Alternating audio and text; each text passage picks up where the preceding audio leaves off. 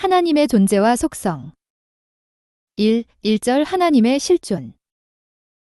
선생님은 일찍이 오랜 기도와 명상의 생활에서 실존하는 하나님과 드디어 상봉하게 되어 하나님은 사랑이라는 절대 진리를 전수받게 되었습니다. 그것은 우주와 인생과 역사의 배후에 숨겨진 모든 비밀을 밝히는 놀라운 내용이었습니다. 이 내용을 사회에 적용하면 사회 문제가 풀리고 세계에 적용하면 세계 문제가 풀립니다. 이뿐만 아니라 종교의 미해결 문제, 철학의 미해결 문제도 풀리는 것입니다. 이것은 일찍이 없었던 새로운 세계관이요, 새로운 우주관이요, 새로운 인생관이요, 새로운 섭리관이요, 새로운 역사관입니다. 이것은 또 모든 종교교리나 철학의 특성을 살리면서 전체를 하나로 포용할 수 있는 통합원리이기도 합니다. 이 하나님이 있다 라고 하는 것은 말뿐만이 아닙니다. 원리를 통해서 주체와 대상 관계를 중심 삼고 볼 때의 하나님은 불가피적으로 있어야 된다는 것이 아닙니다. 하나님은 내가 있기 전에 있었고, 내가 생각하기 전에 있었고, 내 모든 감각, 나의 일체를 주관하는 분이라는 것입니다. 그것을 인식하는 것이 무엇보다도 중요한 문제입니다. 알고 인식하는 것이 원칙이 아니라는 것입니다. 인식하고 알도록 되어 있습니다. 우리가 추우면 춥다는 것을 알고 느끼는 것이 아니라 춥다는 것을 느끼고 아는 것입니다. 이와 마찬가지로 신이 계신다면 신이 계시다는 것을 느껴야 된다는 것입니다. 세포로 느껴야 됩니다. 그 경지가 문제입니다. 다시 말하면 체휼적 입장을 어떻게 우리가 확정짓느냐 하는 문제, 이것이 문제라는 것입니다. 3. 인생에 있어서 제일 문제되는 것이 뭐냐 할 때 먼저 하나님이 있느냐 없느냐 하는 것입니다. 죄인 중에 가장 큰 죄인은 어떤 사람이냐 하면 신이 있는데도 불구하고 없다고 하는 사람입니다.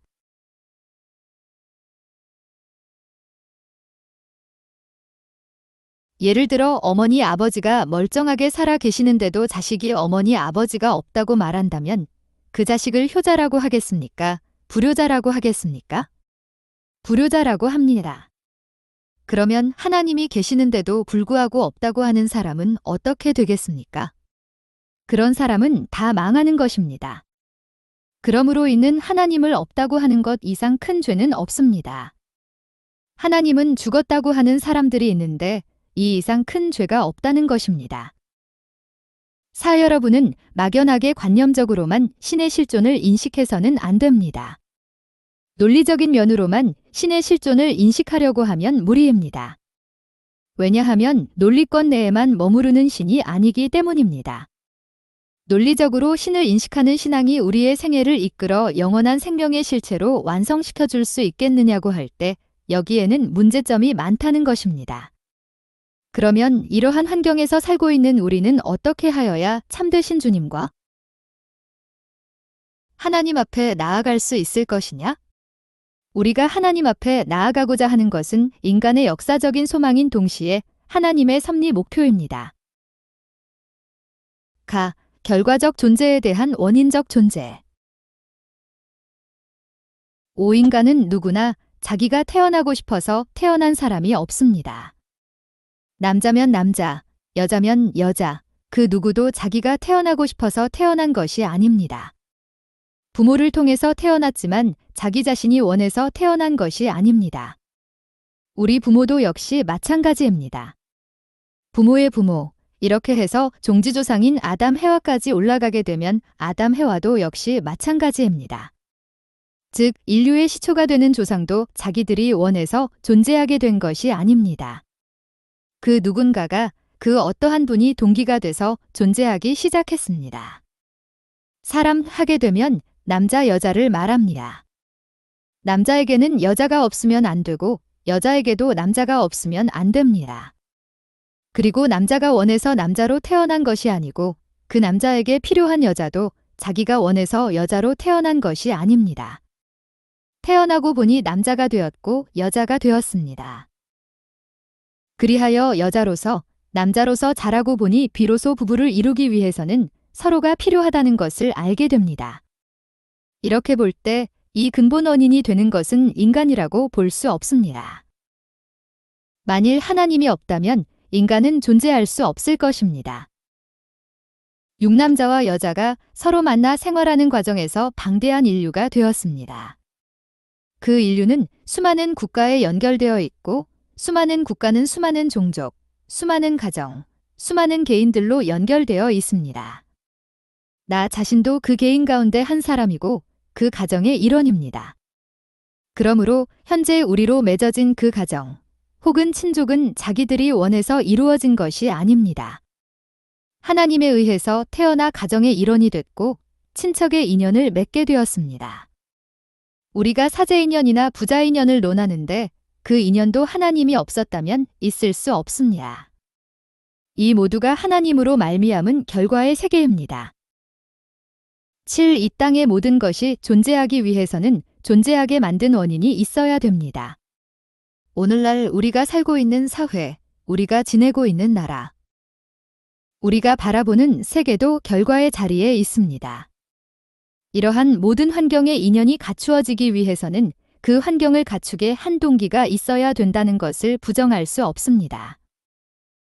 하나의 사회 형성, 하나의 국가 형성, 하나의 세계 형성을 두고 볼 때에 그것을 이어오는 것은 물론 인간입니다. 그렇지만 그 인간을 형성시킬 수 있는 근본 원인은 인간 자체가 될 수 없습니다. 인간은 어디까지나 결과적 존재 입장을 피할 수 없습니다.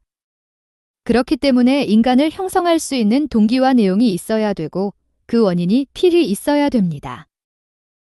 8. 우리 마음과 몸이 하나님을 중심 삼고 하나 되어야 합니다.